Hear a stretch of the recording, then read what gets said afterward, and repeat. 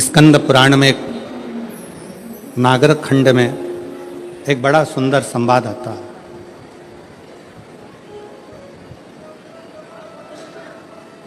कात्यायन ऋषि का।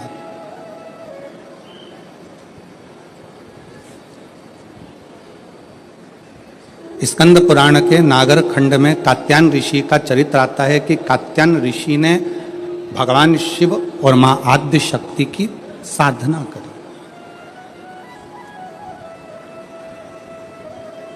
पूछा कि यह साधना करने का कारण क्या है, क्यों कर रहे हैं, किस लिए। आप यदि कथा में जा रहे हो तो लोग आपसे पूछेंगे क्यों जा रहे हो, किस लिए। वहां क्यों जाना, किस लिए जाना, किस कारण। आप दवाई खा रहे हो तो लोग पूछेंगे दवाई किस लिए खा रहे हो, क्यों खा रहे हो, क्या कारण है, क्यों खाई है, किस लिए।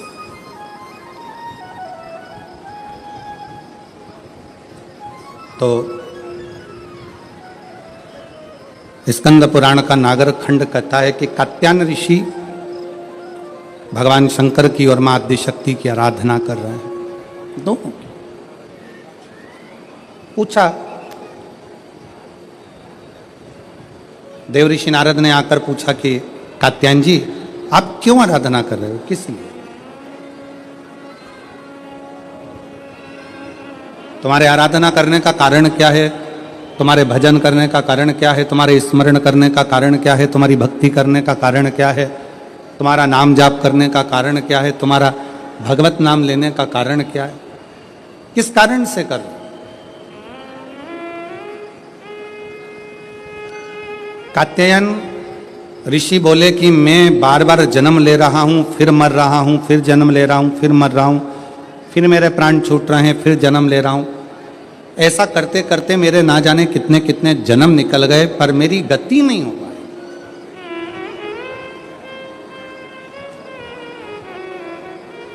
कितने जन्म निकल गए, कितने। और मेरी शाहदा की जीजियों, मेरे शाहदा के जीजाओं, मेरी बेटियों बेटाओं, मेरी माताओं, मेरे भाई, मेरी बहनों, मेरे सखा, मेरे बांधव, एक बात बहुत सावधानी से स्मरण में लीजिएगा।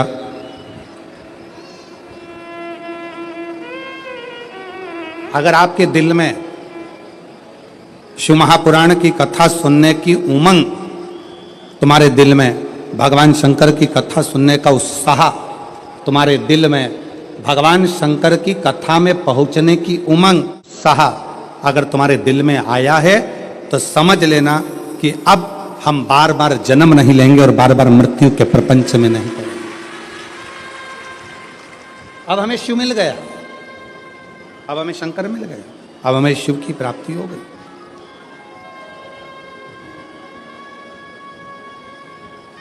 प्यार किसको कहते हैं, प्रेम किसको कहते हैं। प्रेम की परिभाषा क्या है, प्रेम किसको कहते हैं कि जिससे मिलने के लिए उत्साह बढ़ता जा, उमंग बढ़ती जा, दिल में तमन्ना, उत्साह, उमंग बढ़ती चली जाए। वो एक लाइन आप लोग गुनगुनाते हो ना, कि तुझसे मिलने के लिए तेरी कसम,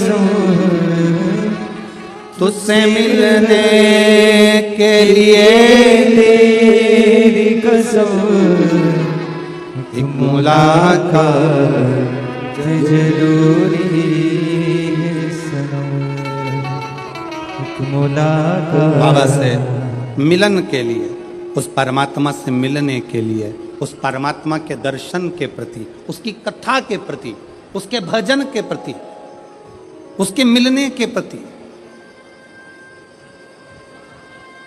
मेरी बहनें जितनी बैठी हैं, मेरी जीजियाँ जितनी बैठी हैं, मेरे जीजा जितने बैठे हैं, मेरे भाई जितने बैठे हैं, मेरी माताएं, मेरे बंधु जितने बैठे हैं, आप अपने घर में थे, पहले दिन की कथा सुनने के लिए आप आ गए।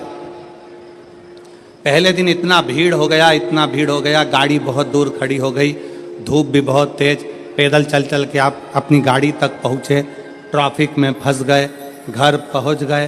अब आपने सोचा कि अब एक काम करूंगी, मैं तो टीवी पर कथा सुन लूंगी, कल नहीं जाऊंगी। पर जैसे ही कल हुआ और वापिस तुम्हारे मन में नी 5 दिन की तो कथा है, चाहे कुछ भी हो जाए मैं तो जाऊंगी, चाहे कुछ नहीं। फिर उमंग।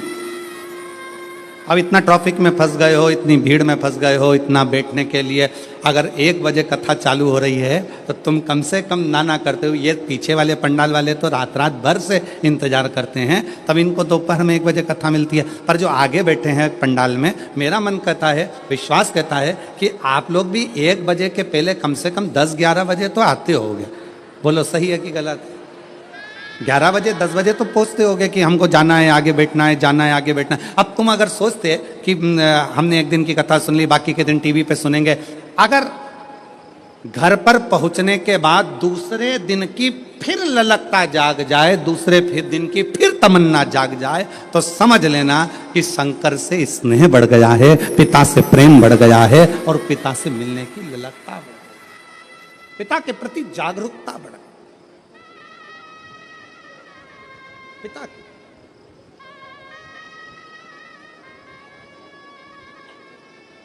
उससे मिलन की आस बढ़ गई, उससे मिलन।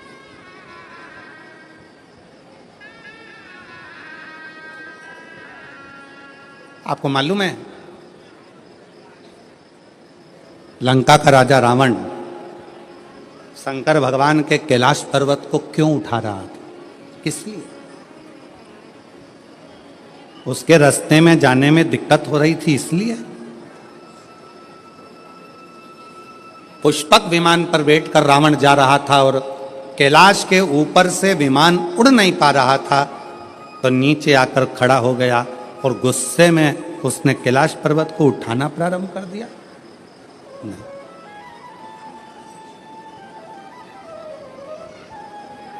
क्यों उठा? रावण को क्या पड़ी थी जो कैलाश पर्वत को उठाने में लग गया? रावण को क्या पड़ी थी जो भगवान शंकर के शिवलिंग को लेकर लंका में जा रहा है और भगवान शिव के शिवलिंग में वजन बड़ा भूमि पर रखा, बाबा बैद्यनाथ के रूप में स्थापित हो गया? क्या पड़ी थी?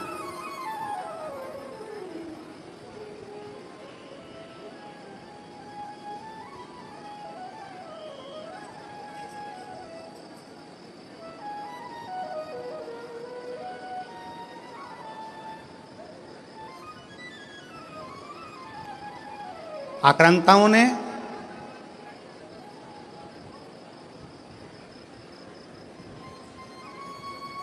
इन विधर्मियों ने सबसे ज्यादा अगर कोई मंदिर तोड़े हैं तो शंकर जी के तोड़े। आक्रांताओं ने, विधर्मियों ने सबसे ज्यादा आक्रमण अगर किसी मंदिरों में करा है तो वो शंकर जी के मंदिर पर करा, शिव मंदिर।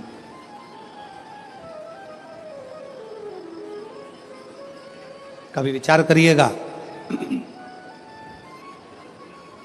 कभी स्मरण करिएगा आप, विचार करिएगा आप कि रावण में ऐसा क्या था कि रावण भगवान शंकर के कैलाश पर्वत को उठाने में लग गया, भगवान शंकर के शिवलिंग को ले जाने में लग गया। आखिर वो पर्वत में, वो शिवलिंग में ऐसा क्या है जिसको वो उठाना चाहता है, जिसको वो उठा?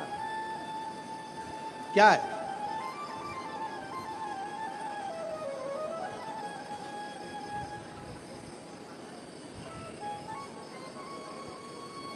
शिव महापुराण की कथा कहती है, रावण ने अपने भाई कुबेर को सताकर कुबेर के सिंहासन को छुड़ा लिया। रावण ने अपने भाई कुबेर को सताकर उसका पुष्पक विमान भी ले लिया, पर रावण कुबेर का सिंहासन उठाकर ले गया। रावण कुबेर का पुष्पक विमान लेकर चले गया, पर रावण कुबेर के सिंहासन पर बैठ नहीं पाया। रावण कुबेर के सिंहासन पर, कुबेर की गादी पर बैठ नहीं सका, बैठ नहीं पाया। देवर्षि नारद निकल कर जा रहे थे, लंकापति रावण को देखा, रावण से पूछा क्या कर रहे हो?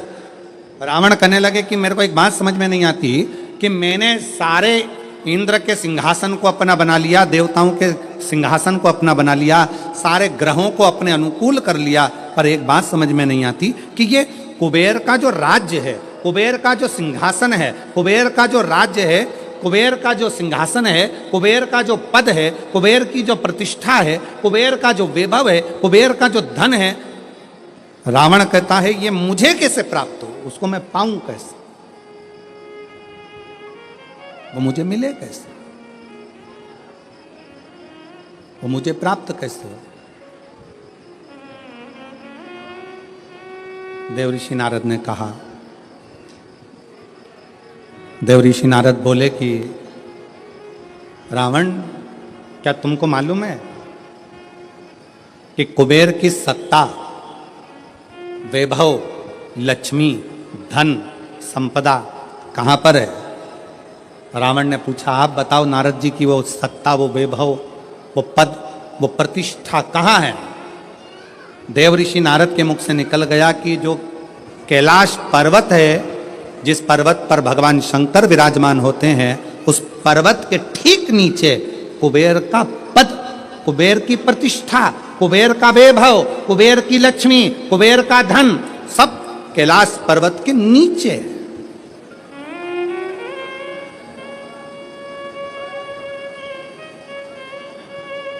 और एक बात बहुत सावधानी से स्मरण करिएगा, आप सबसे निवेदन है, जितने आस्था चैनल पर कथा सुन रहे हैं, जितने फेसबुक पर कथा सुन रहे हैं, जितने यूट्यूब पर कथा सुन रहे हैं, और जितने इस पवित्र प्रांगण के अंदर बैठकर कथा सुन रहे हैं, आप सबसे निवेदन करेंगे कि कुबेर का पद, कुबेर का वैभव, कुबेर की प्रतिष्ठा, कुबेर का धन, कुबेर की लक्ष्मी सारी की सारी कैलाश पर्वत के नीचे है, अर्थात शंकर भगवान के चरणों में, शंकर भगवान के नीचे ये सारा धन, वैभव, प्रतिष्ठा सब दबी पड़ी हुई है।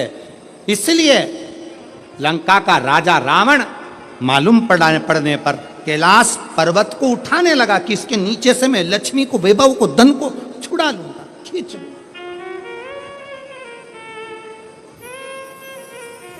पर वो मिलता नहीं है, पर वो प्राप्त नहीं हुआ, पर वो मिला नहीं। फिर रावण ने विचार करा, रावण ने फिर विचार करा कि अगर ये कैलाश पर्वत नहीं उठ रहा तो मैं समय आने पर लंका में शंकर भगवान को लेकर जाऊंगा। शिवलिंग लेकर जाने लगा तो भी वो शिवलिंग आखिरी में इतना बोझ हो गया, इतना वजन हो गया कि उसको भूमि पर रख दिया, ले जा नहीं सका। मेरी जीजियों, एक बात याद रखना, शंकर भगवान के चरणों में, भगवान शंकर के नीचे, भगवान शंकर के शिवलिंग के नीचे, भगवान शंकर के मंदिर में, शिवालय में, देवालय में, शिव महापुराण में, शंकर के चरणों में स्वयं वैभव, स्वयं लक्ष्मी, स्वयं धन, स्वयं प्रतिष्ठा सदा विराजमान रहती है। जब हम एक लोटा जल शंकर जी को चढ़ाते हैं, उस जल पर हाथ लगाकर थोड़ा सा जल उसमें से झेल कर लाते हैं, अपने घर के दरवाजे पर, दुकान पर, व्यापार पर, व्यवसाय पर, अपने वाहन पर जब हम वो जल छूटते हैं, उस जल को हम छिड़कते हैं, तो ये मान कर चलना कि आज नहीं तो कल एक ना एक दिन ऐसा आएगा कि भगवान के नीचे की चरण की वो लक्ष्मी तुम्हारे घर में प्रवेश जरूर करेगी और एक दिन तुम धनपति, वैभवपति बनोगे, बनोगे। और शंभु शरणे पड़ी मांगू घड़ी रे घड़ी, दुख काटो दया करी दर्शन आपो। शंभु शरणे पड़ी मांगू घड़ी रे घड़ी, दुख काटो दया करी दर्शन आपो।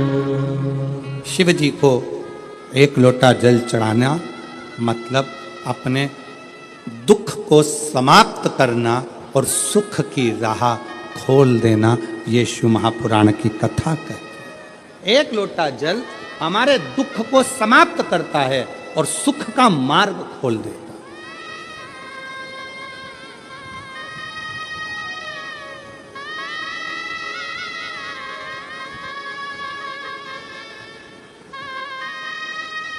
जितने लोग यहाँ आज लगभग 5 लाख से ऊपर शिव भक्त यहाँ पर बैठे हुए हैं। पंडालों की कैपेसिटी से ज़्यादा भरे पड़े हैं। जितने अंदर उससे ज़्यादा बाहर अपना अपना चादर लगा कर लोग बैठे हुए हैं। कुछ गाड़ी के अंदर बैठकर कोई कहीं कोई पेड़ों की छाँव में, कोई बिल्डिंगों की छाँव में, जहाँ तहाँ लोग बैठे।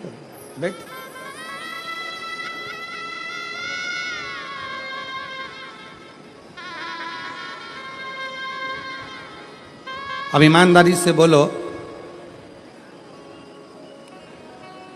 अगर मेरा बाबा तुमको कुछ नहीं देता तो तुम इतने लाखों की संख्या में शहादा आते क्या?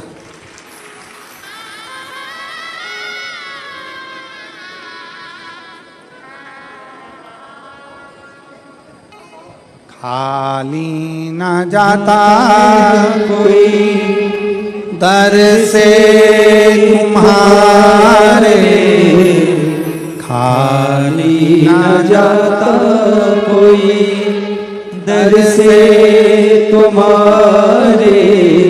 मेरी खड़ी हूँ नदी पारे फसा, अपने हृदय से लगा लो गिरा जा रहा हूँ, उठा लो भोले अपने दर से अब तो न टालो। गिरी जा रही हो, उठा लो भोले अपने दर से अब तो न टालो। गिरा जा रहा हो, उठा लो। अगर भगवान भोलेनाथ नहीं देते तो यहाँ कौन आता? कौन आता? कृपा की ना होती जो आदत तुम्हारी तो सुनी ही रहती अदालत तुम्हारी। जो गरीबों के दिल में जगह तुम ना पाते तो किस दिल में होती इबादत तुम्हारी। ये तुम्हारी ही कृपा है, तुम्हारी।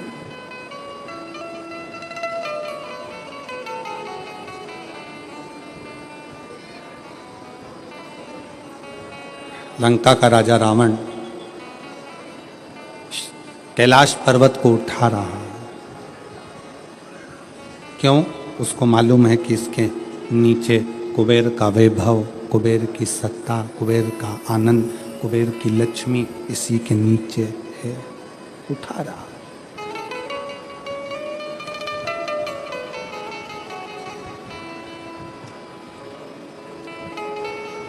उठा नहीं कैलाश पर्वत, हिला नहीं कैलाश पर्वत, उठ ही नहीं पाया कैलाश पर्वत, नहीं हिला। फिर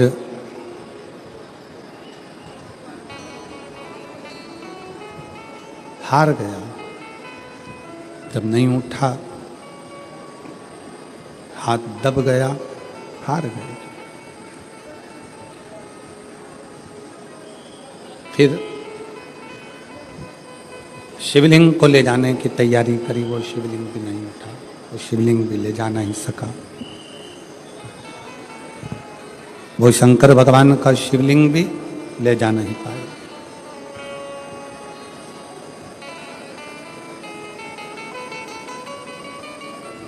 इन हाथों की रकीलें अगर गलत हैं,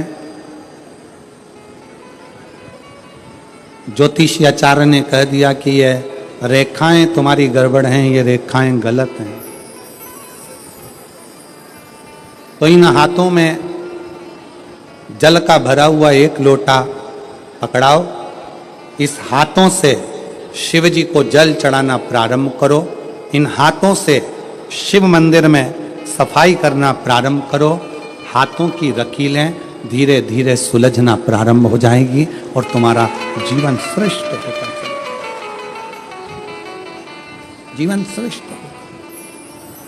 ये भाग्य की रेखाओं में, ये भाग्य की रेखाओं में अगर कुछ गलत लिखा गया है, इसको शिव मंदिर में, शिवालय में, भगवान शंकर के चरणों में इस मस्तक को झुकाना प्रारंभ करें।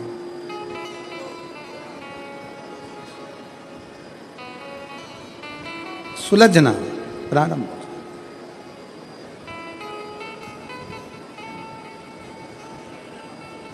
पर उसमें सबसे मूल है अपने मन का संयम।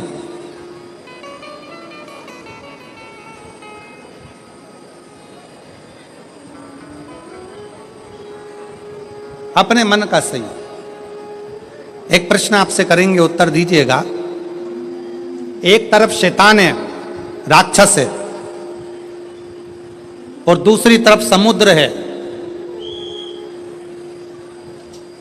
आपसे कहा जाए कि इन दोनों में से एक को चुन लीजिए। एक तरफ समुद्र है, दूसरी तरफ राक्षस शैतान है।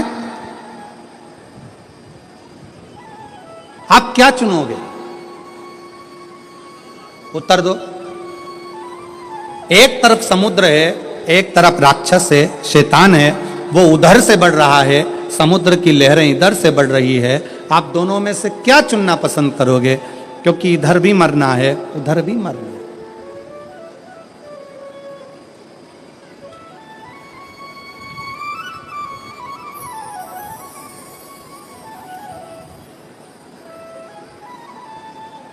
क्या चुनोगे?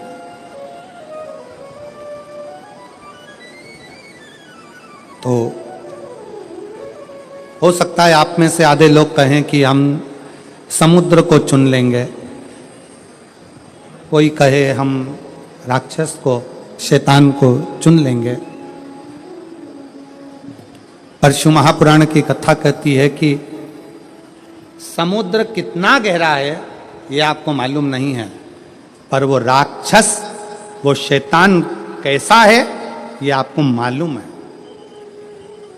तो प्रयास करना कि वो राक्षस को चुनना श्रेष्ठ है, कि कम से कम ये राक्षस है, ये हमको मालूम है, इसको कैसे डील करना है ये हमको मालूम है, ये कैसे इसको संभालना है ये हमको मालूम है।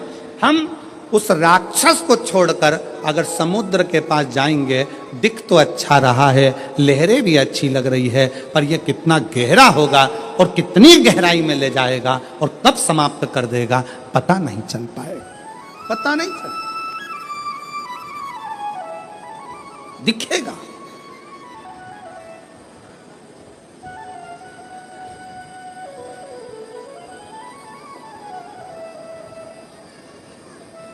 एक बहुत अच्छी कथा आती है। एक गांव का व्यक्ति अपना गांव छोड़ रहा है। क्यों? उसकी फैक्ट्री थी, बिक गई, उसका व्यापार था, बंद हो गया, परिवार वाले भी उसको चोट दे दी, परेशान कर दिया।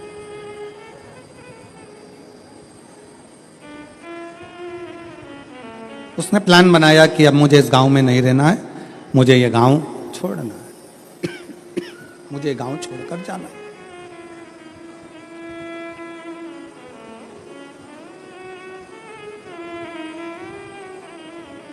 पूरा फैक्ट्री बेच दिया, घर बेच दिया, जमीन बेच दी, सब कुछ बेचकर धन एकत्रित करा, घोड़े पर बैठ गया, घोड़े पर बैठकर और सब बेचकर परेशान होकर वहां से चल दिया। 60 किलोमीटर दूर दूसरा गांव था, वहां पहुंच गया। गांव में जाकर देखा तो गांव के लोग आम के पेड़ के नीचे, पीपल के पेड़ के नीचे बैठे हुए हैं, बातचीत कर रहे हैं, सब आपस में बातें कर रहे थे। इस व्यक्ति ने अपना घोड़ा रोका, घोड़ा रोककर नीचे उतरकर उनके पास जाकर बैठा और बैठकर उसने पूछा, भैया एक बात पूछना चाहता हूं, क्या आप मुझे बताओगे? बोलो क्या बात पूछना है, क्या पूछना चाहते हो? भैया ये बताओ यहां के लोग कैसे?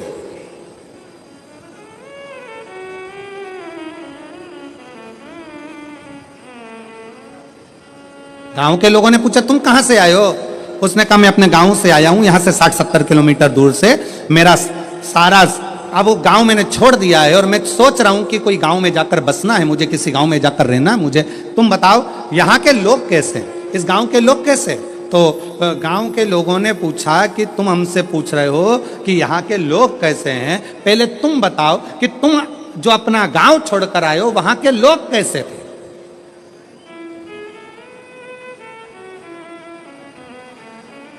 उस व्यक्ति ने कहा, वहां हमारे गांव के लोग इतने दुष्ट, पक्के रावण, कंस की औलाद, इतने गंदे पूछो मत। झूठ, प्रपंच, बेईमानी, छल सब उसमें भरा हुआ है। अच्छा, हाँ, अब आप बताओ आपके गांव के लोग कैसे हैं? तो उन्होंने कहा, भैया तुम जो बोल रहे हो बिल्कुल वैसे की वैसे ही हमारे गांव के लोग भी हैं। अब उसने मन में सोचा कि अपना गांव का सामान बेचकर आया और यहाँ के लोग भी ऐसे ही हैं, तो क्या मतलब यहाँ रहने से। और आगे बढ़ा, 200 किलोमीटर दूर आगे जाने पर फिर एक गांव में पहुंचा। एक गांव में पहुंचा तो वहां पर लोग बैठे हुए थे, बातचीत कर रहे थे। ये उतर कर फिर गया, इसने जाकर पूछा, क्यों भैया क्या बात है? गांव के लोगों ने पूछा, तुम कौन हो? मैं 200 किलोमीटर दूर मेरा गांव था, सब कुछ बेचकर मुझे बसना है, कोई अच्छा गांव ढूंढ रहा हूं। अच्छा, तो अब ये बताओ कि आपके गांव के लोग कैसे हैं? उसने कहा, हमारे गांव के लोग? हाँ, पहले ये बताओ कि तुम्हारे गांव के लोग कैसे थे?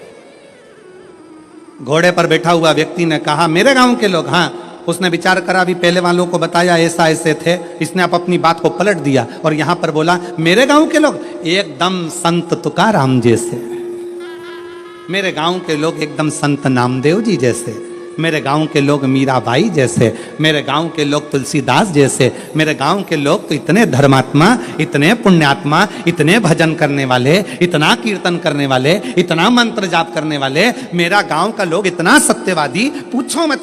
इतने में फिर इसने पूछा, अब बताओ तुम्हारे गांव के लोग कैसे हैं? तो सारे गांव वाले एक जैसे बोले, बस हमारे गांव के लोग भी तुम जैसा बता रहे हो ना, बिल्कुल वैसे की वैसे ही है। हमारे गांव के लोग भी धर्मात्मा है, हमारे गांव के लोग भी पुण्यात्मा है, हमारे गांव के लोग भी सत्कर्मी हैं, हमारे गांव के लोग भी संत तुकाराम जी जैसे हैं, हमारे गांव के लोग भी संत नामदेव जी जैसे हैं, हमारे गांव के लोग भी मीराबाई जैसे हैं।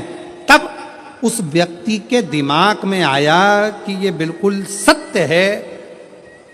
आप कितने भी गांव बदल लो, आप अपनी कितने भी घर बदल लो, आप अपने रिश्तेदार को छोड़कर दूसरे शहर में जाकर बस जाओ, तुम जैसे होगे वैसे ही दुनिया के लोग मिलेंगे। आप अच्छे हो तो दुनिया अच्छी मिलेगी। कितने बदलोगे? शहादा छोड़ा, पूना चले गए, पूना छोड़ा, मालेगांव चले गए, मालेगांव छोड़ा, लातूर चले गए, लातूर छोड़ा, नागपुर चले गए, नागपुर छोड़ा, मुंबई चले गए। और वहां पर भी जाकर के हम तो जैसे थे, हमारे गांव के लोग जैसे पहले थे, जैसे हमारे आसपास के लोग ईर्ष्या रखते थे, जैसे हमारे गांव के लोग वैसा करते थे, वैसे की वैसे यहां मिल रहा है। उसका कारण क्या है? ना शहादा बुरा है, ना मालेगांव बुरा है, ना पुणे बुरा है, ना नागपुर बुरा है, ना भोपाल बुरा है, ना इंदौर बुरा है। बुरा कौन है? हम सोच कि हम दिन भर एक दूसरे में बुराइयां ढूंढते रहते हैं। मेरा पड़ोसी ऐसा, मेरा रिश्तेदार वैसा, मेरा देवर ऐसा, मेरी देवरानी ऐसी, मेरी जेठानी ऐसी, मेरा परिवार ऐसा, मेरा कुटुंब ऐसा, मेरा कबीला ऐसा। हम दिन रात अपने गांव में रहकर, अपने घर में रहकर भी हम दिन भर बुराई ढूंढते थे। तो तुम अच्छे से अच्छे बंगले में जाकर रह लो, वहां भी तुमको बुराई ही मिलेगी। तुम अच्छे से अच्छे 5 स्टार होटल में रह लो, वहां पर तुमको बुराई ही मिलेगी। और जब तुम्हारी आदत हो गई छोटे से घर में भी अगर तुम दिल बड़ा रखकर प्रेम के साथ रहते हो ना, तो तुम जहां रहोगे ना, वहां पर भी तुमको आनंद की अनुभूति होती रहेगी, प्रसन्नता मिलती रहेगी वहां पर।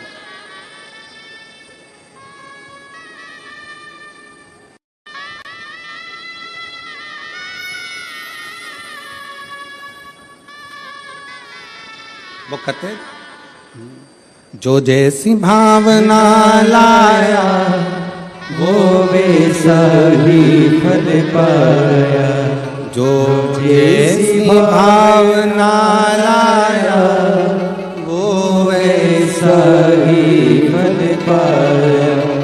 नहीं खाली उसे लौटाया वो मन ही मन हर्षाया और कर दिया माला माल काशी वाले ने लुटा दिया भंडार काशी वाले ने लुटा दिया भंडार काशी वाले जिस भावना से जैसी सोच लेकर, जैसा विचार रखकर, जैसा व्यवहार रखकर आप पाओगे, वैसा सुख आपकी जिंदगी का एक पत्र है। देखिए,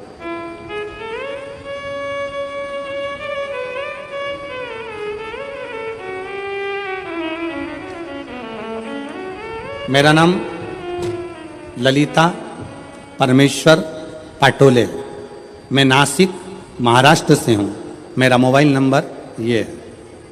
मेरा नाम ललिता परमेश्वर पाटोले, मैं नासिक महाराष्ट्र से हूँ। मेरा मोबाइल नंबर ये है। कहीं बैठी हो तो हाथ हिला सकती हैं, और अगर कहीं बैठी हो तो बेलपत्र लेने के लिए आ सकती हैं।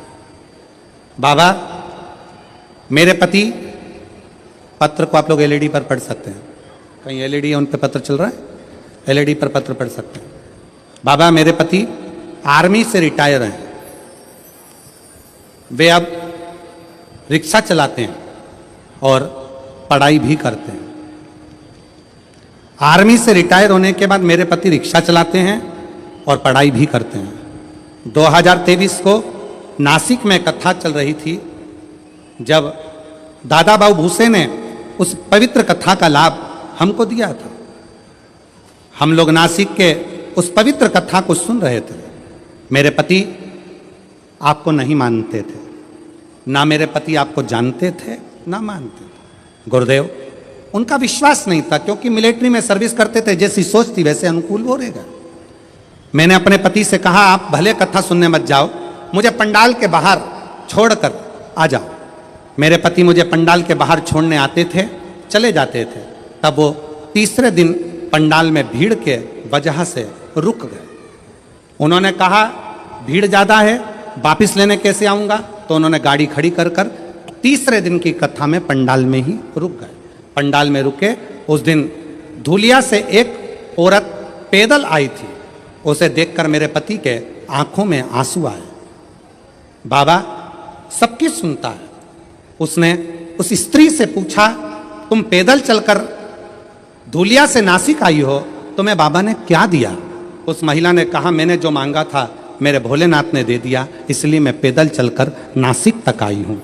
नासिक तक आई हूँ। मेरे पति को लगा मैं आर्मी से रिटायर हूँ, अब रिक्शा चलाता हूँ, पर मेरी कोई सरकारी नौकरी नहीं लग रही है, मेरे बेटे की भी नौकरी नहीं लग रही है। आज कथा का तीसरा दिन है।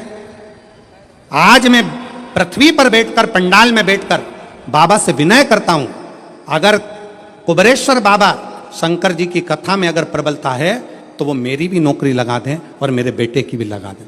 गुरुदेव, बेटे का मेडिकल बार बार रुक रहा था, नासिक में उसका मेडिकल होने वाला था, और मेरे पति ने तीसरे दिन की कथा में बाबा से गुहार लगाई। लोग कहते हैं कि ये शिव महापुराण का पंडाल है। मेरे पति ने कहा, वो सियोर वाला महाराज इतना दमदारी से बोलता है, मतलब शिव पुराण की कथा में शंकर खुद कथा करता है, अगर उसके सामने बैठकर बोला जाए तो बाबा सुनता जरूर है। मेरे पति ने गुहार लगाई और बाबा से प्रार्थना कर कर मेरे पति कथा सुनकर आ गए। जब पूरी कथा हो गई, कथा सुनकर हम लोग घर आए। घर आने के बाद मेरे बेटा एक एग्ज़ाम दे रहा था। एग्ज़ाम का रिजल्ट जिस दिन हम घर पर आए शाम को, उसी दिन बेटे का शाम को फ़ोन आ गया कि पिताजी मेरा सिलेक्शन आर्मी में हो गया, बाबा की कृपा से मैं सिलेक्ट हो गया। गुरुदेव, आर्मी में तो सिलेक्ट हो गया। मेरे पति बोले, एक बार सीहोर जाना है, वहाँ पर जाकर बाबा से अर्जी लगाना है। कथा सुनी।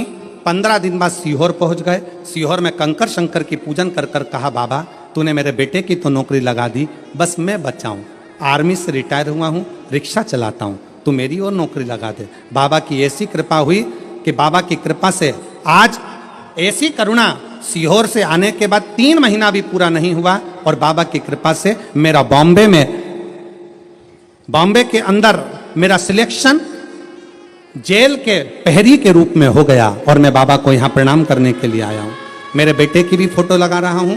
और मेरी भी फोटो लगा रहा हूँ, दोनों की लगा रहा हूँ। अब बेटे की फोटो देखो जिसका मिलिट्री में हुआ, और जेल पहरी के रूप में जिनका हुआ रिक्शा चलाते चलाते, उनकी भी फोटो उन्होंने खुद की लगाई। एक बार जोरदार ताली बजाकर साथ बताएं। एक लाइन अच्छी लिखी है, बोलो जरा लाइन को आप लोग बोलो एलईडी पर पढ़ के।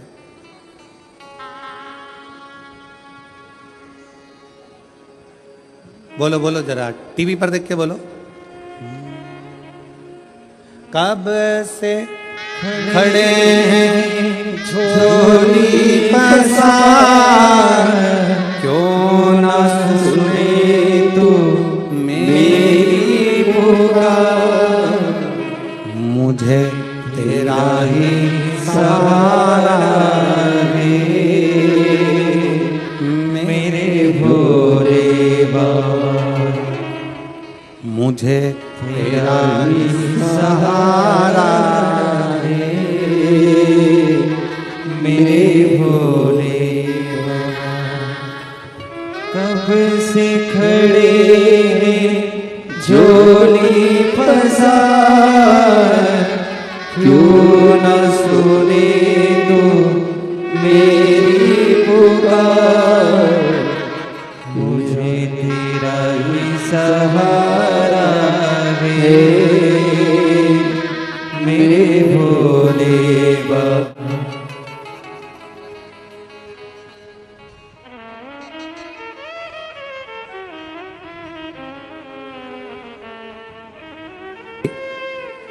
पुनः वापिस नौकरी लगी, बेटे की भी नौकरी लगी। एक बार जोरदार ताली बजाकर स्वागत करिए। और मुझे तेरा ही सहारा है मेरे भोले बाबा, मैंने तुझे ही पुकारा है मेरे भोले बाबा। दिल से उसको कल कथा में कहा था, दुनिया की निगाह में ये केवल कथा का पंडाल है।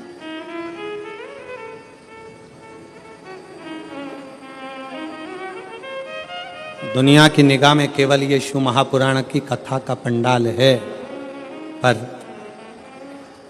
हम कहते हैं ये केवल कथा का पंडाल नहीं, आपकी किस्मत खोलने की चाबी का पंडाल है, जहां किस्मत खोलने की चाबी मिलती है।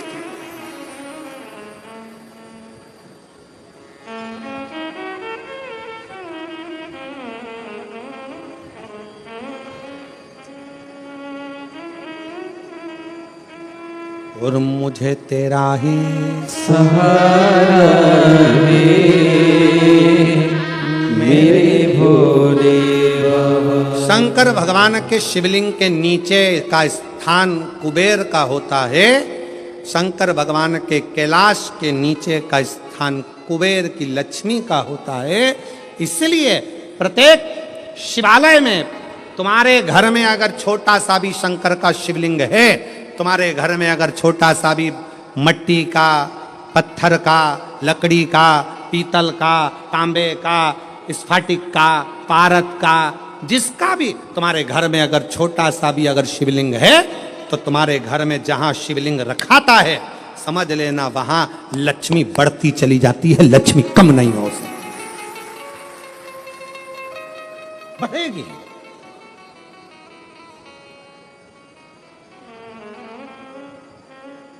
बस दो चीजों का स्मरण रखिए, एक अपने खानदान का और दूसरे अपने खान पान का।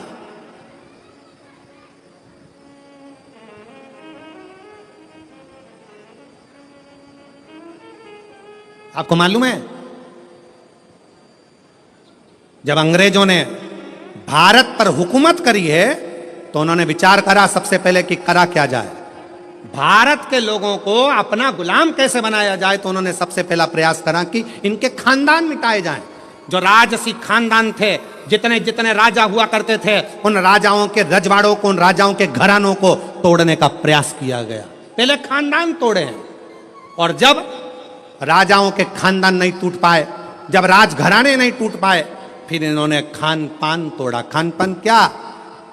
गलत तरह का भोजन विदेश से बुलाते थे और भारत के लोगों को वो गलत तरह का भोजन कराते थे। भारत में रहने वाला सनातनी कभी भी नॉनवेज छूता नहीं था। भारत में रहने वाला भारतीय सनातनी कभी भी मांस का सेवन नहीं करता था, गलत व्यसन का सेवन नहीं करता था। वो तो ये अंग्रेजों ने तुमको गुलाम बनाने के लिए जब खानदान नहीं तोड़ पाए तो खान पान को तोड़ा है, तुम्हारे खाने का तरीका बदल दिया, तुम्हें वेज से नॉन वेज बना दिया, तुम्हें ले जाकर गलत भोजन में लगा दिया। गलत भोज।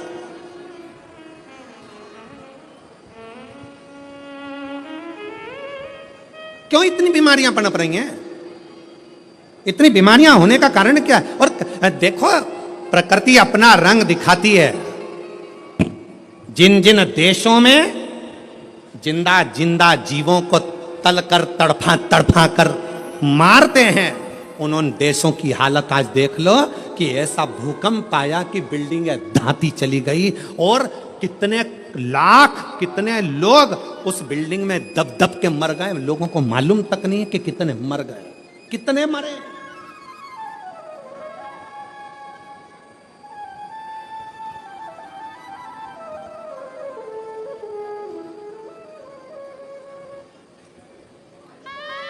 कितने। इसलिए निवेदन है, थोड़ा सा अपने आप को सुधारने का प्रयास करिए, थोड़ा सा, ज्यादा नहीं, थोड़ा सा।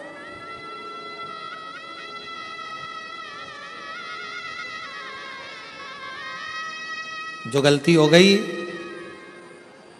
अभी तक जो गलती कर ली, उस गलती को अब छोड़ने का प्रयास करो। मदिरा के नशे में हो, मदिरा छोड़ने का प्रयास करो। गलत भोजन के चक्कर में हो, छोड़ने का प्रयास करो।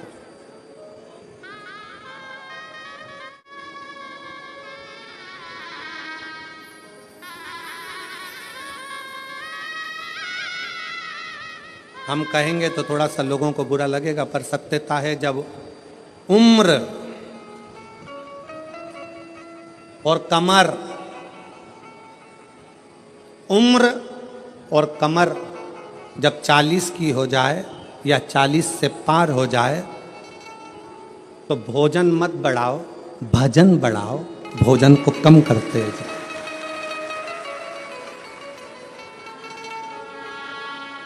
जम के बोलो जरा, क्या?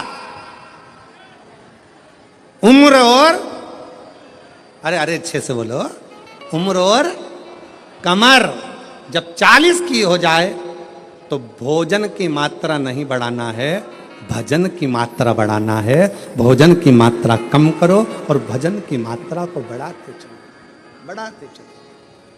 विठ्ठल विठ्ठल विठ्ठला, बढ़ा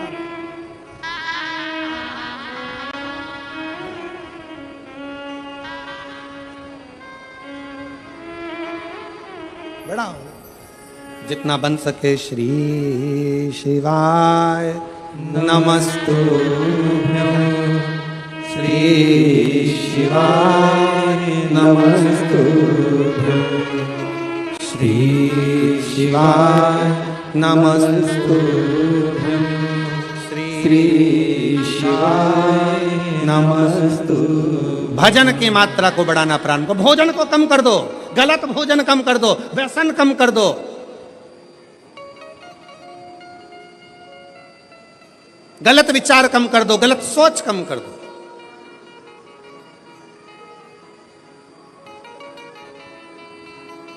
कल एक भैया प्रश्न कर रहे थे, गुरुजी भगवान विष्णु अपने शरीर पे राख नहीं लगाते, राखोड़ी नहीं लगाते, भस्म नहीं लगाते। भगवान ब्रह्मा अपने शरीर पर राख नहीं लगाते, भस्म नहीं लगाते, राखोड़ी नहीं लगाते। इंद्र नहीं लगाते। 33 कोटि देवता कोई अपने शरीर पर राख नहीं लगाता, भस्म नहीं लगाता। केवल शंकर जी क्यों लगाते? हमने उससे कहा, इतनी सी बात तो तू तेरे घर वालों से पूछ लेता कि बर्तन को राख से क्यों मांजा जाता है। बोलो दी जी हूं, जम के बोलो। बर्तन अच्छा है, साफ है, तो तुम उसको राख से मांजोगी क्या? जम के बोलो जरा। नहीं, बर्तन अच्छा है, साफ है, तो उसको आप राखोड़ी से मांजोगी, साफ करोगी? नहीं। बर्तन को राख से कब मांजा जाता है? जब उसमें थोड़ी सी झूठन लगने लगे तो बर्तन को राख से साफ किया जाता है। मेरे शंकर भगवान ने सबको प्रेरणा दी है कि लोभ, आसक्ति, तृष्णा, वासना और ये अपनों की झूठन जब अपने पर लगने लगे तो तन पर थोड़ी सी भस्म चढ़ा लेना चाहिए, तो ये झूठन दूर होती चली जाती है। ये झूठन दूर हो, ये संसार की झूठन है। ये लोभ, ये तृष्णा, ये आसक्ति, ये वासना, ये नाते, ये रिश्ते, ये कुटुंब, ये कबीले, ये वो झूठन है जो हमारे शरीर से लगती चली जाती है, लगती चली जाती है। इसको दूर करो।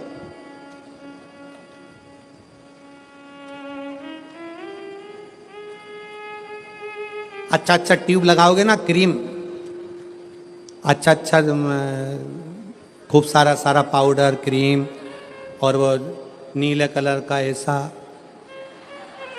और लाइन, और फिर उसमें डब्बा, फिर वो माला के वो धागा, एक नहीं दो, और फिर वो दो धागा ऐसा घुमा के, ऐसा करके,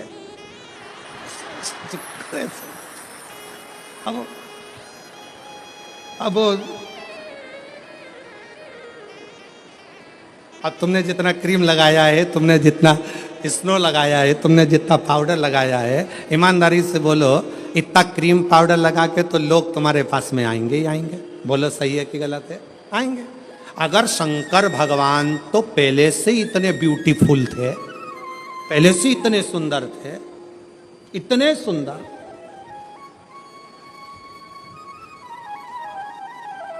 वो कहते हैं ना भोलेनाथ ब्यूटी फूल।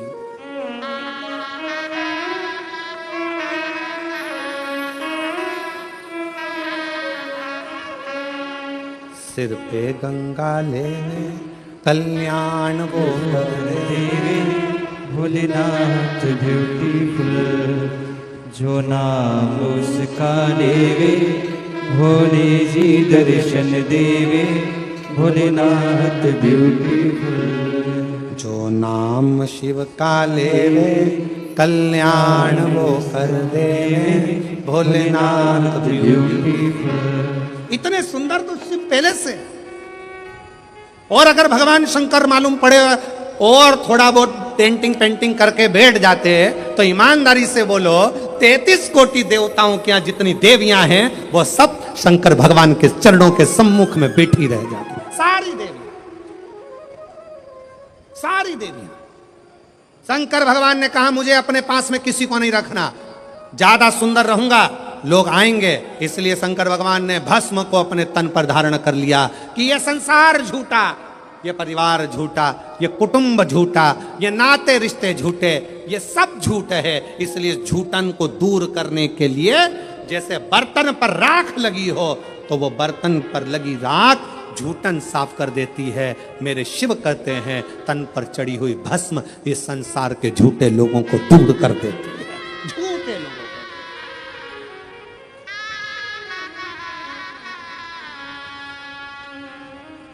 जो नाम शिव का ले भोले जी दर्शन देवे, भोलेनाथ ब्यूटीफुल। शिव स्वयं तन पर भस्म धारण करते हैं, स्वयं।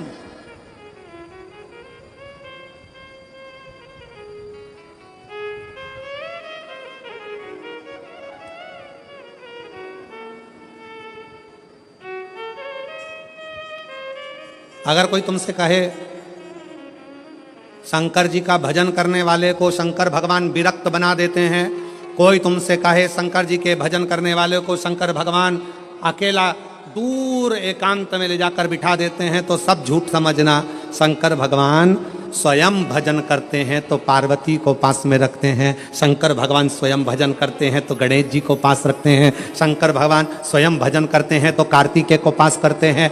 33 कोटि देवताओं में कोई एक देवता ऐसा बता दो अपनी पत्नी, अपने बच्चे, अपने रिश्ते, अपने नाते सबको साथ रखते हो। केवल एक शंकर भगवान हैं जो अपनी बहुओं को रिद्धि सिद्धि को भी साथ रखते हैं, जो अपने पोते अमोद प्रमोद को साथ रखते हैं, जो अपनी बेटी अशोक सुंदरी को साथ रखते हैं, जो अपनी बेटी जया विषहरा शामरी बारी दौतली देव उसको साथ रखते हैं। कोई एक देवता बता दो जो अपने पूरे रिश्तेदार के साथ अपने मंदिर में रहता हो। केवल एक शंकर भगवान जो अपने रिश्तेदार तो रिश्तेदार नंदी को भी अपने मंदिर में जगह देकर रखते हैं कि तू मेरे साथ में। केवल एक शिव है, शिव के सिवा कोई। शंकर भगवान कभी विरक्ति नहीं देते, शंकर भगवान परिवार को जोड़ देते हैं, शंकर भगवान कभी तुमको कष्ट नहीं देते, शंकर भगवान कष्टों से दूर कर देते हैं। दुनिया की ऐसी कौन सी बीमारी है जिसका इलाज शंकर की भक्ति ना कर पाई। एक पत्र है देखिए,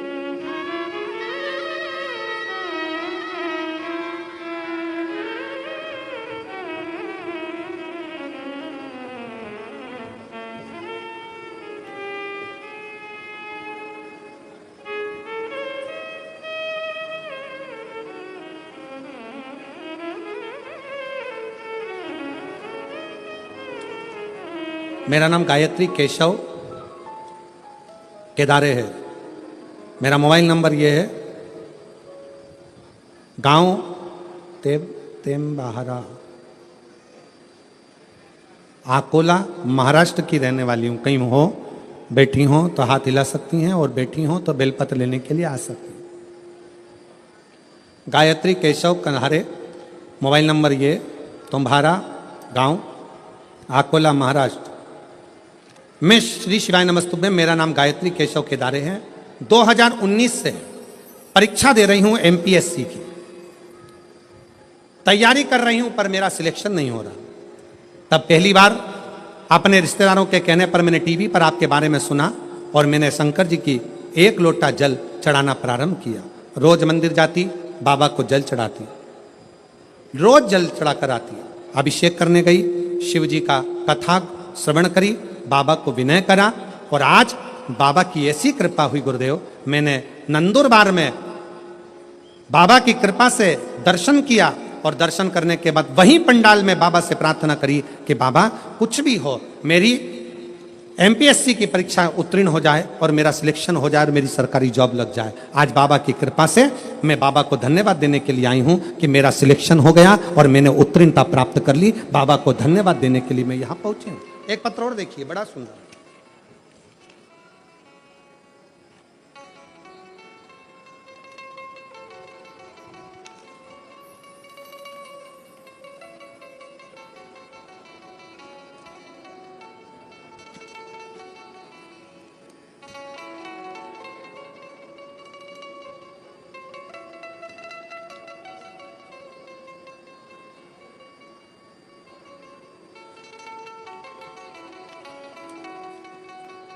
मेरा नाम मंगला मणिलाल चौधरी है।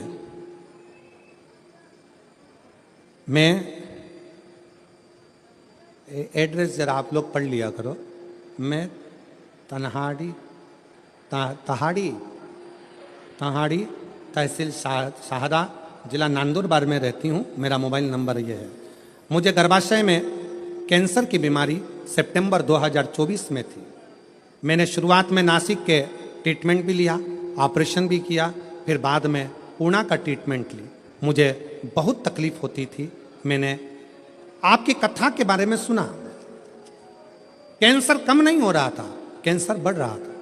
तब कथा के बारे में सुना और भोले बाबा के ऊपर उनकी शरण में जाना प्रारंभ करा, क्योंकि आप कहते हो सारी समस्या का हल 1 लोटा जल, सारी समस्याएं मिट जाती है। तो मैंने ऑपरेशन से पहले जब दूसरा ऑपरेशन की बारी आई तब नासिक में शिवालय में जाकर भोले बाबा को श्रद्धापूर्वक भोलेनाथ जी के ऊपर जाकर जल चढ़ाया। उनको बीमारी का इलाज करेंगे बाबा, आप ही मेरा ऑपरेशन करोगे और आप ही संभालोगे। बाबा से विनय करा, रुद्राक्ष का जल शिव जी को चढ़ाकर पीना प्रारंभ किया। बाबा की ऐसी कृपा हुई, अब भोले बाबा की कृपा से मैं कैंसर की बीमारी से मुक्त हो गई हूं और मेरा रिपोर्ट भी नील में आ गया है। मैं बाबा को यहां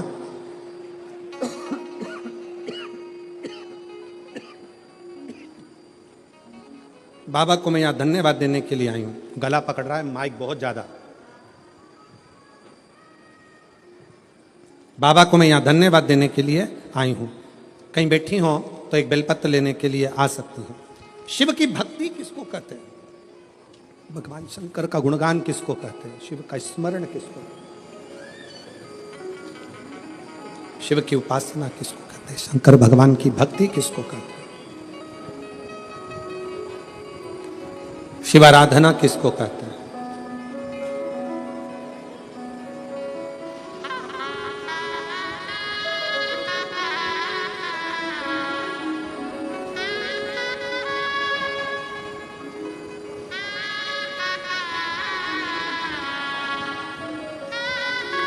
आप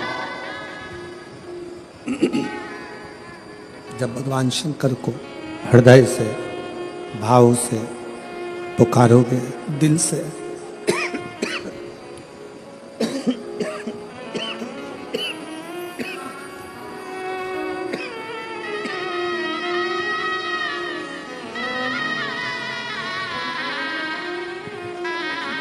आप जब भगवान शंकर को दिल से भाव से पुकारोगे, शिव स्वीकार करेगा, शंकर स्वीकार करेगा। केवल एक विश्वास के साथ, एक भरोसे के साथ, एक दृढ़ता के साथ शिव की स्तुति करिए, शंकर के भजन करिए, शंकर का स्मरण करिए।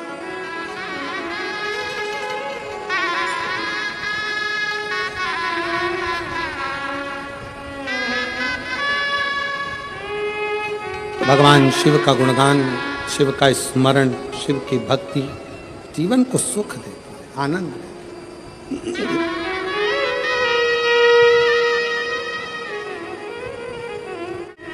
कोई कहे आपसे कि शंकर भगवान विरक्ति दे देते हैं, नहीं, शिव तोड़ते नहीं है, शिव जोड़ते हैं, जोड़ते हैं।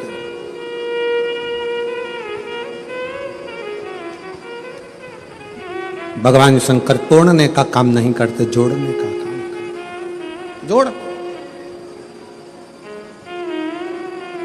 अब वो आधारित है आपके विश्वास पर।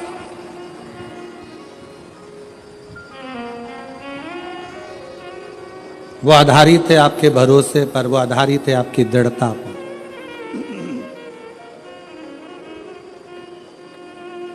जो जैसी भावना लाया वो वैसा ही फल पाया।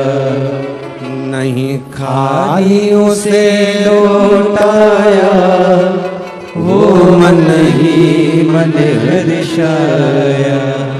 और कर दिया माला मान काशी वाले ने, लुटा दिया भंडार काशी वाले ने। शिव झूठे संसार से मोह को हटाते हैं।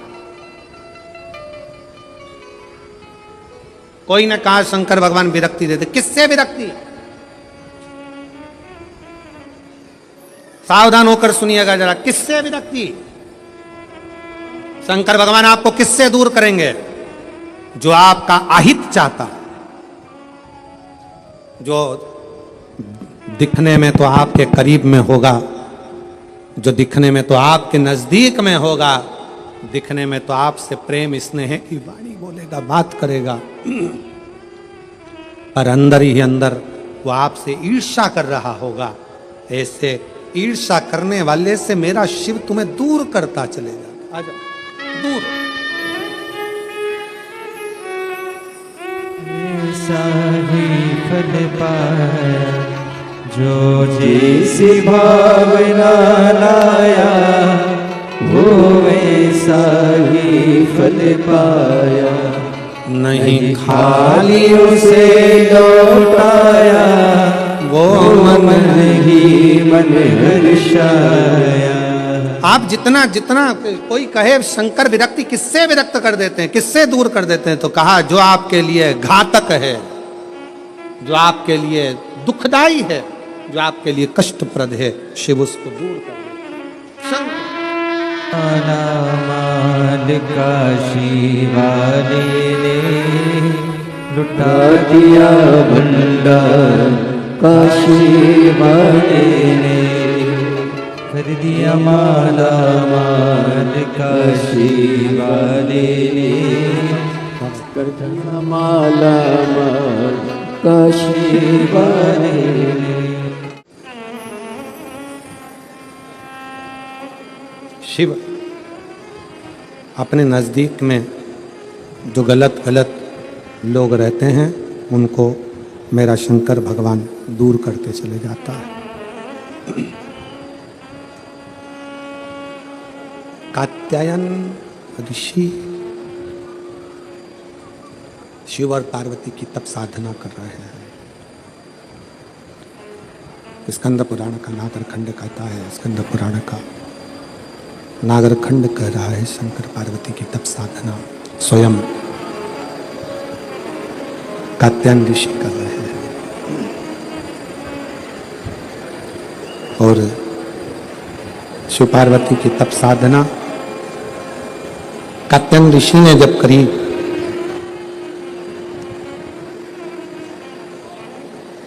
माता पार्वती और भगवान शंकर दोनों ने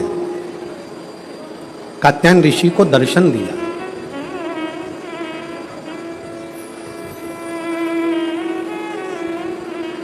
शिव जी ने भी दर्शन दिया और माता पार्वती जी ने भी दर्शन दिया, माँ जगत जननी जगदम्बा दुर्गा भवानी ने भी दर्शन दिया। दोनों ने दर्शन दिया। पूछा क्या चाहिए तुमको, क्या दिया जाए, क्या प्रदान किया जाए, बोलो क्या देती है? कात्यायन ऋषि सबसे पहला वचन कात्यायन ऋषि ने भगवान शंकर और पार्वती जी से कहा कि मेरा ये जन्म और मरण का प्रपंच छूट जाए। स्कंद पुराण का नागरखंड, रिटर्न की आवाज क्लियर करो और थोड़ा प्रेशर अंदर का बढ़ाओ। नागरखंड स्कंद पुराण का कहता है, नागरखंड वर्णन करता है स्कंद पुराण का कि कात्यायन ऋषि ने भगवान शिव जी से केवल जन्म और मरण का ये जो प्रपंच है इससे छूटना चाहा। इससे मुक्ति कैसे मिले? इस जन्म और मरण के प्रपंच से हम छूट कैसे जाए? जन्म और मरण के इस प्रपंच से हमारा छुटकारा कैसे हो, इससे छूटे कैसे? तो कहा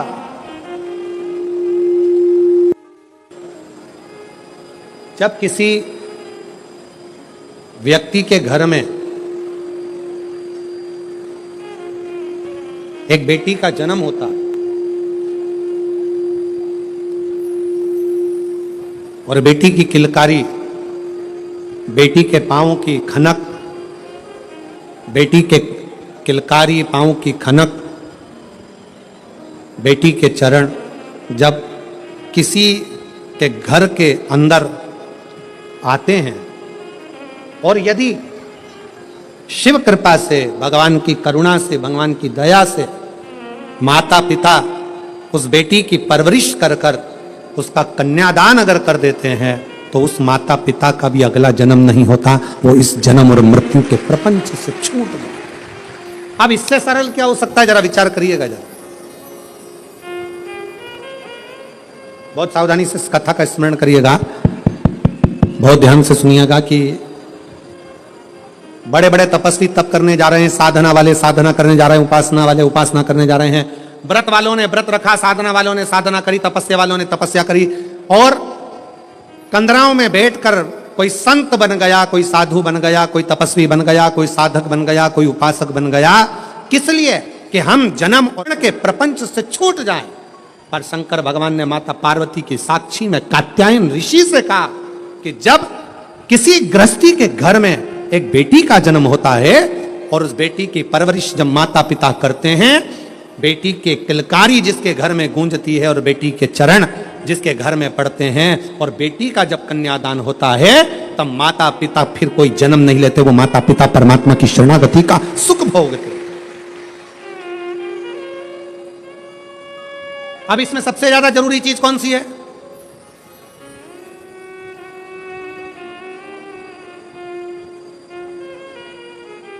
एक बहुत ध्यान देने वाला विषय है, थोड़ा ध्यान दीजिएगा। दक्ष प्रजापति के घर में 60 कन्याओं का जन्म हुआ। उसके बाद दक्ष प्रजापति भगवान से कह रहे हैं, देवी जी से कह रहे हैं, मां मेरे घर में एक लड़की और देना, एक बेटी और चाहिए मुझे। मां जगत जननी दुर्गा कहती है कि तेरे घर में बेटी कहां से आई कि मैं खुद तेरे घर में बेटी बनकर जन्म लूंगी। सती आई। दक्ष प्रजापति ने शंकर जी का अपमान करा, दक्ष प्रजापति ने देवताओं का अपमान करा, दक्ष प्रजापति ने अपशब्द कहे, दक्ष प्रजापति ने गाली दी, दक्ष प्रजापति ने ताना दिया, दक्ष प्रजापति ने आड़ा टेढ़ा बहुत सारी बातें कही। अब दक्ष प्रजापति को तो नरक जाना था, दक्ष प्रजापति को तो नरक भोगना था। पर दक्ष प्रजापति के घर में बेटियों का जन्म हुआ था, दक्ष प्रजापति ने बेटियों का कन्यादान किया था। इसलिए शंकर भगवान का अपमान करने के बाद भी दक्ष प्रजापति नरक नहीं भोगा है। दक्ष प्रजापति मरण शीश कटने के बाद बकरे का मुख लग गया और बकरे का मुख लगने के बाद भी स्वर्ग भोगा है, वो दक्ष प्रजापति है, क्योंकि बेटी का जन्म ही प्रबल है।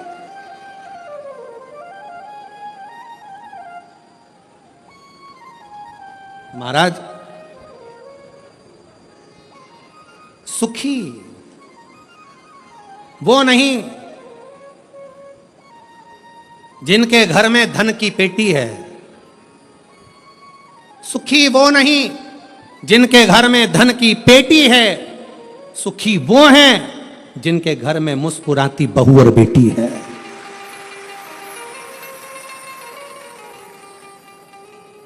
जिनके घर की बहुओं के चेहरे पर प्रसन्नता हो, जिनके घर की बेटियों के चेहरे पर मुस्कुराहट हो, समझ लेना कि उस घर में भले धन ना हो पर वो शंकर की कृपा उसके घर में सदा बनी हुई है, सदा।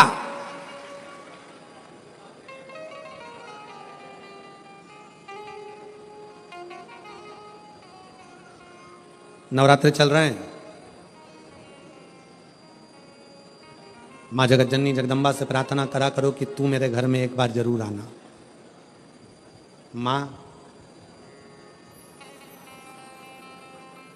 प्रत्येक घर के अंदर एक बेटी का जन्म जरूर होना चाहिए।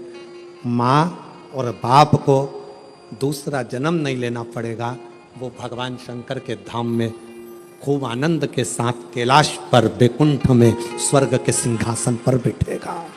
स्वर्ग सिंहासन मैं माननीय विधायक महोदय श्री राजेश दादा पांडवी जी को, जब पहले दिन की कथा में पांडवी जी आए, बेटी उनके साथ में थी, पूजन कर रही थी बेटी भी, देखकर मुझे बहुत खुशी हुई। बहुत ऐसा लग रहा था जैसे शंकर भगवान अशोक सुंदरी के साथ बैठकर आराधना कर रहे हों, शिव की स्तुति कर रहे हैं। मैं पांडवी जी को इसका लिए धन्यवाद देता हूं, साधुता साधु प्रसन्न हुई। बेटे के जन्म पर जितने नगाड़े बजवाते हो उससे दोगुना नगाड़ा बेटी के जन्म पर बजवाना। क्यों?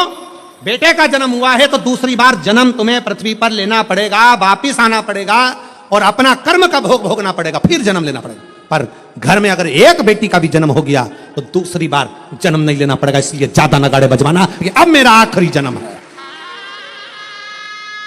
अब जन्म नहीं लूंगी। अगर बेटी का घर में जन्म हो गया तो अब जन्म नहीं लूंगी। बहारो फूल बरसा मेरे घर बेटी आई है, मेरे घर बेटी आई है, फिर से जन्म नहीं पाऊं, मेरे घर बेटी आई है, मेरे घर बेटी आई है। हिमालय राज के घर में जब पार्वती जी का जन्म हुआ, कहते हैं दुनिया के यहाँ पर जन्मदिन की पार्टी एक दिन की होती हो, दुनिया के यहाँ जन्मदिन की पार्टी 2 दिन की होती हो, 2 महीने की होती हो, 4 महीने की होती हो, हर साल जन्मदिन पे होती हो। हिमालय राज के यहाँ जब तक पार्वती जी का कन्यादान नहीं हो गया तब तक रोज पार्वती जी के जन्म का उत्सव मनता था, प्रतिदिन प्रतिदिन।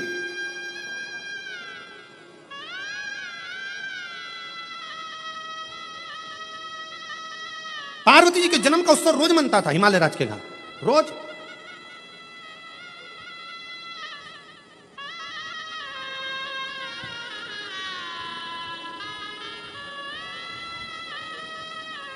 एक दिन इंद्र के मन में आया और इंद्र ने जाकर पूछ लिया हिमालय राज से, इतनी प्रसन्नता क्यों है? हिमालय राज ने कहा, बड़ी प्रसन्नता का विषय यह है कि आज मेरे घर में बेटी का जन्म हुआ है। तो बेटी तो तुम्हारी 7 वर्ष की हो गई, जन्मदिन तो जब जन्म हुआ था तब मनाना था, तुम तो रोज जन्मदिन मनाते हो बेटी का, रोज जन्मदिन, प्रतिदिन। हिमालय राज ने कहा, शास्त्र कहता है एक बेटी जब घर में, रसोई घर में एक बेटी जब अपने घर के अंदर बैठकर भोजन करती है तो कहते हैं 1000 अश्वमेध यज्ञ का फल उसे प्रतिदिन प्राप्त होता रहता है, प्रतिदिन।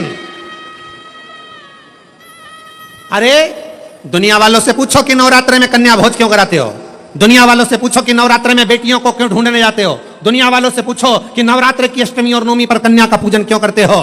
क्योंकि दुनिया वालों को यह मालूम पड़ना चाहिए कि देवी भागवत में लिखा है, एक कन्या एक बेटी जब किसी के घर में मुख झूठा करती है, एक बेटी एक कन्या जब किसी के घर में भोजन करती है तो उसके भंडारे कभी खाली नहीं रहते, इसलिए कन्या पूजन किया जाता है, इसलिए बेटी का पूजन किया जाता है।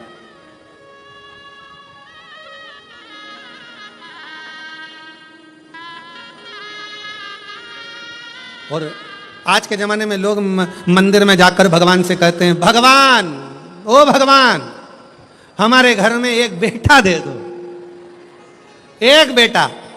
और बाजू में खड़ी हुई लक्ष्मी जी नारायण जी से बाजू में खसक के बोलती है, कितना मूर्ख है, बेटा मांग रहा है। और रोज मंदिर में आकर कहती, लक्ष्मी दे दो। और बहू को चाहिए क्या? जम के बोलो बेटा। और रोज मांगती क्या है? बोलो लक्ष्मी। तो एक काम कर, बेटा दे दो, लक्ष्मी मत देना, लक्ष्मी मत देना। अपन भी देखें कि बेटे से काम चल जाए क्या। और मालूम पड़े बेटा हो गया 32 साल का, माँ के पूरे बाल सफेद उड़ गए, सफेद। उनसे पूछो काय का टेंशन? इसको कोई लक्ष्मी नहीं मिल रही है, इसकी शादी कर, इसको कोई मिल रही, इसकी शादी कर। लक्ष्मी जी से कहा, आप जाओ ना, इसके घर में शादी करना है बेटे की। कोई लक्ष्मी? तो इसने मांगा ही था कि मेरे को बेटा दे दो, बेटा दे दो। लक्ष्मी नहीं मांगी थी, बेटा मांगा था। तो कोई तो इसके घर में शादी करेगा। तो कहाँ करेगी, आएगी।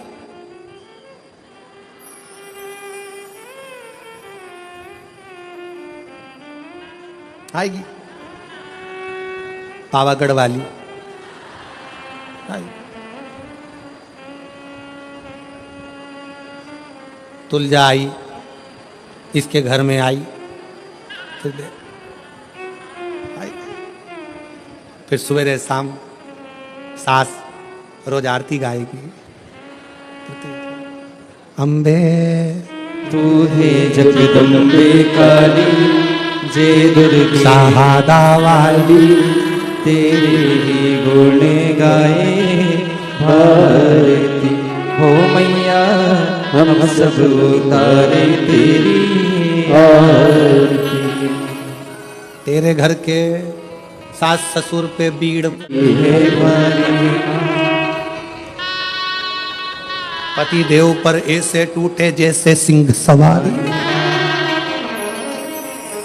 अरियो बच्चों को धोने वाली,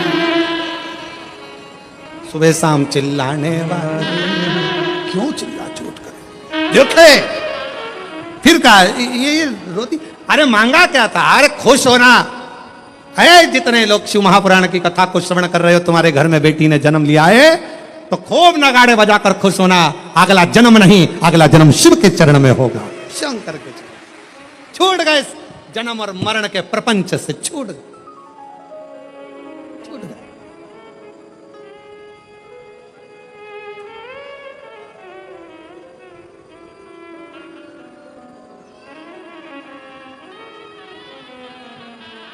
छूट गए जन्म और मरण के प्रपंच से, छुटकारा मिल गया। बेटी बेटी बेटी।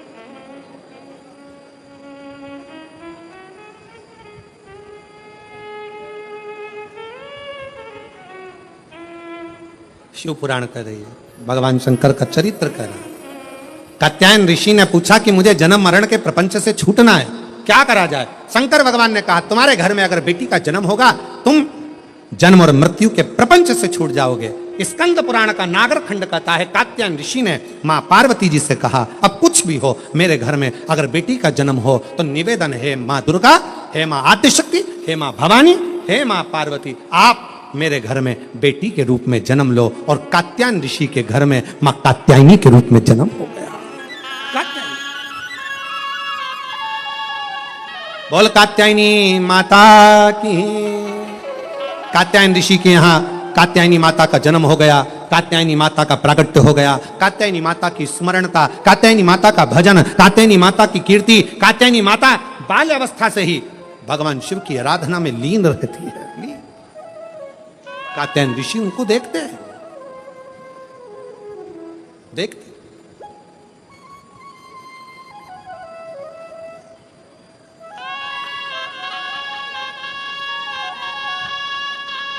और जब कहते हैं महिषासुर का वध करने वाली भी वही कात्यायनी है, वही त्रिपुंडधारी त्रिलोकी के नाथ कात्यायन ऋषि को मां पार्वती कात्यायनी बनकर प्रकट हुई।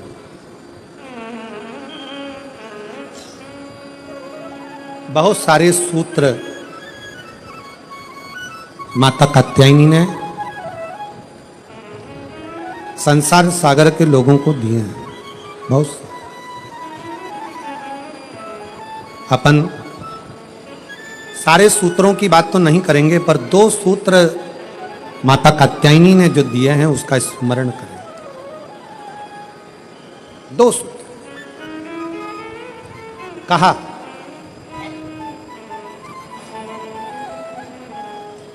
माता कात्यायनी ने कहा कात्यायन बाबा से, पिताजी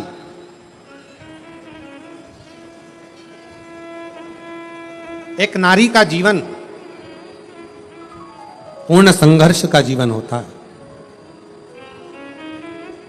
पूर्ण समर्पण का जीवन होता है। पर एक नारी ही ऐसी होती है जो अपने पूरे कुल को संसार सागर से पार उतार सकती है। पर वही नारी यदि परिवार में रहकर अगर भेद करती है तो स्वतः स्वयं अपने आप को भी डुबो लेती है और स्वयं कुल को भी डुबो लेती है।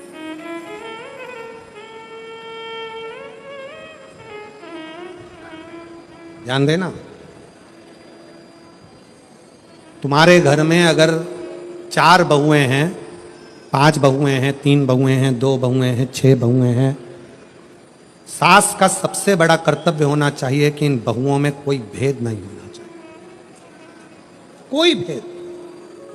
मेरी बड़ी अच्छी कि छोटी अच्छी, कि मंजली अच्छी कि संजली अच्छी, मेरी बड़ी बहू ज्यादा अच्छी है कि छोटी बहू ज्यादा अच्छी है। बहुओं को कभी पलड़े में तोलना नहीं है।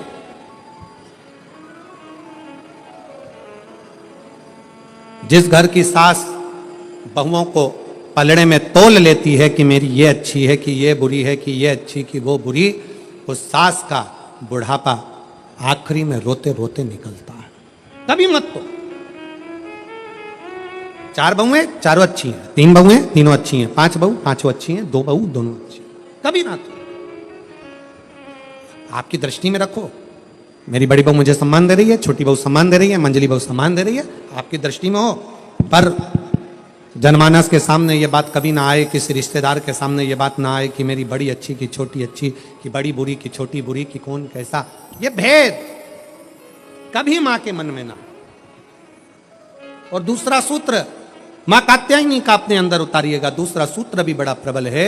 मां कात्यायनी अपने पिता कात्यायन जी से कहती हैं, पिताजी एक लड़की अपने दो कुल को तारती है, एक मायके का दूसरा ससुराल का, पर एक लड़की के लिए सबसे बड़ी जरूरत की उसकी बुद्धि में, ये चित्त में होना चाहिए कि जितना चिंता वो अपने मायके की करती है उससे 1.5 गुनी ज्यादा चिंता उसको अपने ससुराल की भी होना चाहिए। जितनी चिंता वो अपने ससुराल की करे उतनी मायके की करे, मायके की और ससुराल की करे, पर मायके से विवाह होने के बाद 1.5 चिंता ससुराल की। मां कात्यायनी कात्यायन ऋषि से कहती हैं, पिताजी जब एक लड़की, उसका जीवन कोरा है, चित्तवृत्ति कोरी है, कभी वो अपनी सास से नहीं मिली, कभी वो अपने ससुर से नहीं मिली, कभी अपने पति से नहीं मिली, कभी अपने देवर जेठ से नहीं मिली, उसका जीवन कोरा रहता है। कात्यायन ऋषि से कात्यायनी जी कर रही हैं, उसका जीवन कोरा है।